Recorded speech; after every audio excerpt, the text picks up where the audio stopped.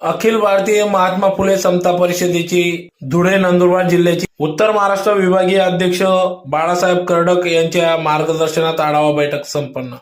आज दिनांक 22 फेब्रुवारी 2025 रोजी धुळे शहरातील ज्येष्ठ नागरिक संघ या ठिकाणी अखिल भारतीय महात्मा फुले समता परिषदेचे राष्ट्रीय अध्यक्ष माजी उपमुख्यमंत्री छगन भुजबळ यांच्या मार्गदर्शनात सूचनेनुसार अखिल भारतीय महात्मा फुले समता परिषदेची आढावा बैठक आज पार पडली।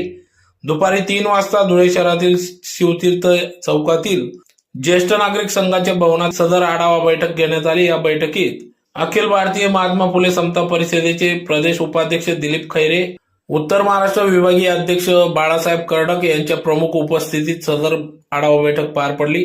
तर या बैठकीत प्रामुख्याने समता सैनिक, भुजबळ समर्थक, 12 बलुतेदार, सकल ओबीसी समाज बांधव मोठ्या संख्येने उपस्थित होते। तर ज्यात प्रामुख्याने बैठकीत माजी मंत्री तथा नेते छगनराव भुजबळ यांना मंत्रिमंडळात समाविष्ट न केल्यामुळे या ठिकाणी समता सैनिकांमध्ये 12 बलुतेदार समाजात नाराजी व्यक्त झाली असून या ठिकाणी कार्यकर्त्यांनी सदर नाराजी आपल्या मनोगतातून व्यक्त केली। तर येत्या काळात भव्य महामेळावा घेण्यात यावा असं आग्रही भूमिका या ठिकाणी सर्व कार्यकर्ते पदाधिकाऱ्यांनी घेतली असून येत्या काही दिवसात माननीय नेते छगनराव भुजबळ यांची भेट घेऊन सदर महामेळावाचे नियोजन करण्यात येईल असा विश्वास या ठिकाणी बाळासाहेब कर्डक, उत्तर महाराष्ट्र अध्यक्ष यांनी आपल्या प्रतिक्रियेतून व्यक्त केला।